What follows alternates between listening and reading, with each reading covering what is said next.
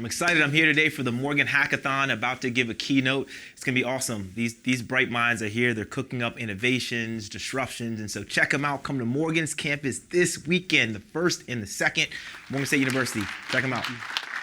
Thank you so much. Appreciate it. She said $1 billion by 2023. I'll take that. Not quite there yet. What? So I was 20. College student, and I was pretty certain I just ruined my life. Student at UMBC, had a hard time. Growing up, I'm following two older brothers that were much more academically inclined than I was. I struggled through school. They were really athletic, and I was the chubby kid. I struggled through my freshman year. They both earned scholarships to college. I was the only one of my siblings that didn't. So already feeling like a disappointment day one going into undergrad. So here I am taking classes, pulling out loans, trying to work my way through school. It was a rough time. And both of them pursuing advanced degrees. And when I tell you they're smart, like smart, between the three of us, we had 8 degrees. I barely got one. So do some math. And so in those moments, I'm struggling. I hated school. Now, I love learning, but the structure of school, being told where you needed to be, and these classes constituted this major, and this is what you had to do, it was tough. On top of that, I just got the news that I was having a baby. Now I got African parents. My mom's from Ghana. And so she's kind of like, oh, so you think you're grown, you're making babies, huh? So wasn't a pretty sight. You can imagine the shame going up to her, the disappointment, already feeling like I wasn't cutting it. And now it was the first, but not last time, I had to move back home as an adult. Now in those moments, I'm in the basement and I'm determined I'm not going back to school. I'm gonna drop out. Maybe I'll just start working, but maybe I'm not cut out for this. And my tribe stepped in. They stepped in and they supported and they put their arms around me. I mean, my kid, he grew up on college campus. He grew up at UMBC. People are watching him in between classes, making sure that I wouldn't quit and that I would graduate. I went on to graduate and I got my dream job. I'd had a lot of internships through undergrad, a lot of really great experiences from much larger institutions, had a couple offers coming out of school. And our president made a recommendation to a UMBC alum that ran a tech company. He knew I was interested in business. He said, hey, why don't you go see if you can learn from this guy? It's a much smaller firm. So I decided to take him up on that. I went in day one and I was interviewing, I'm talking to the CEO and I'm saying, I want to start a company one day. I don't know when, I don't know how, I don't know what it looks like, but I want to come here and I want to have office hours, I want to pick your brain. I've got this list of stuff, right? And he's probably thinking, who in the is this kid, right? Needless to say, they agreed. I joined the company. And they upheld their end of the bargain. And so I got amazing opportunities there. I was a kid in a candy shop. He later told me that I was the first and only entry-level hire in the history of that organization. So you can imagine learning in the environment that I was soaking it up. So I was absolutely crushed when I got the news that our company was just acquired. We had gone from 200 to about 6,000 overnight. And I felt every bit of a number. And it was the first time in my professional career where I felt like I didn't belong. It was in those moments people are looking at me like, what's that kid doing in that seat? You don't have enough gray hairs to be doing that. And I felt that. And so I'm struggling with this sense of belonging. But I was honing my skills. I knew I was passionate about 3 areas. I love technology.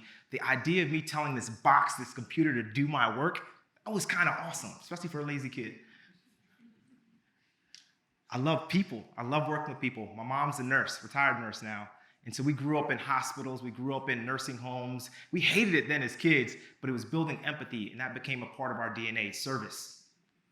So love technology, love people. In business, I was honing my skills. And in fact, I was doing a lot of work on the side, supporting churches and nonprofits and mission-based organizations to bring technology to further their missions.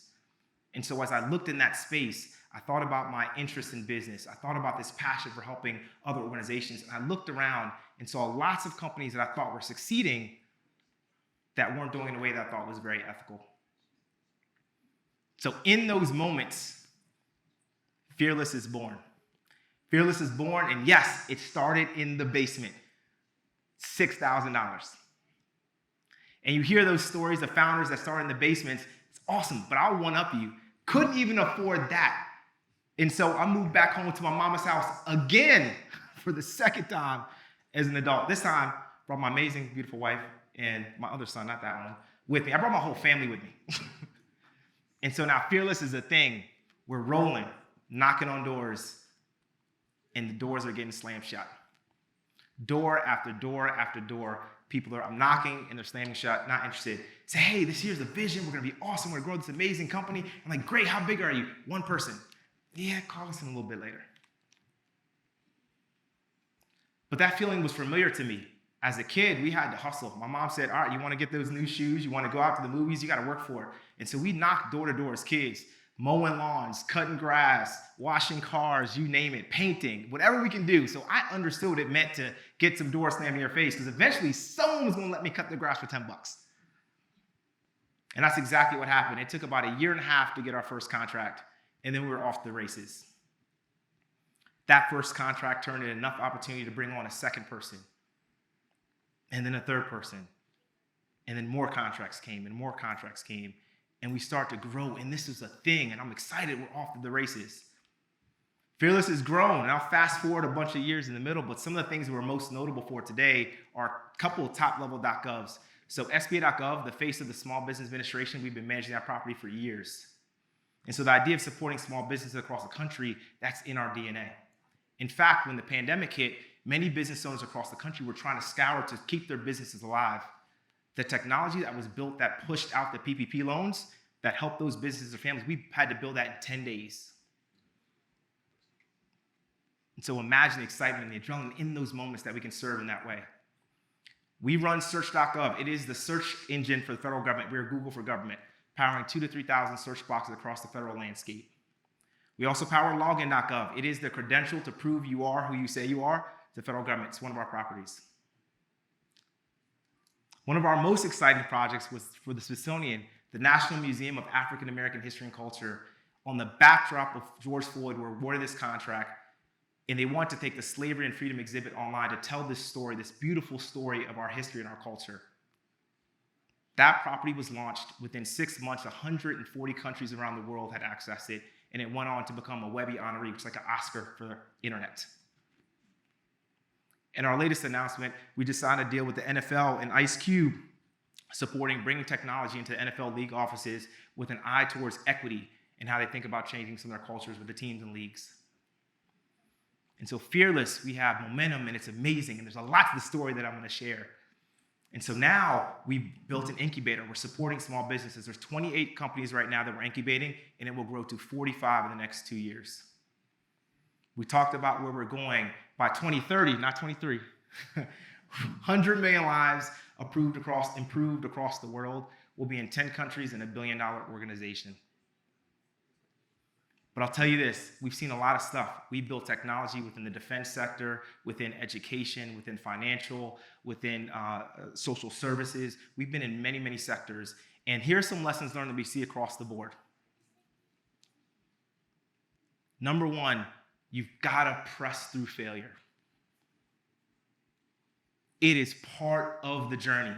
People see Fearless today and like, oh my God, your goals is blowing up. This year we'll cross over 500 employees and be a $100 million organization. And people see that, it's like you're blowing up. What they don't see is that Fearless isn't my first company.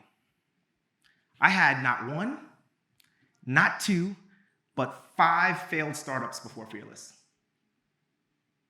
It took 7 years for Fearless to grow to 15 people. And so that momentum of keep at it, just keep chipping away, just keep investing, keep pressing, not giving up is part of the formula, because it's forming your character in those moments. And so it's not how you start, it's absolutely how you finish. And number 2, support all my techies in the room. Technology is a tool, but it's all about the people. When the pandemic started, I remember I bought my mom a laptop, and so she's going there and trying to figure out how to pay her bills online. She was so excited. I'm so proud of her, right? Trying to pay her bills online. And you know what my mom didn't say? My mom didn't say, oh my God, I wonder if they're running a multi-tenant cloud with Kubernetes on the back end. Are they using React? Never happened. Doesn't care. In fact, absolutely no one cares about your tech stack. No one but the people in this room and other technology folks. All she cares about is it safe, is it reliable, and can I pay my bills online? It is always about the human on the other end, so don't forget that. Oftentimes as technologists, we get married to the tech, and I'm saying get married to the outcome. The tech is just a tool.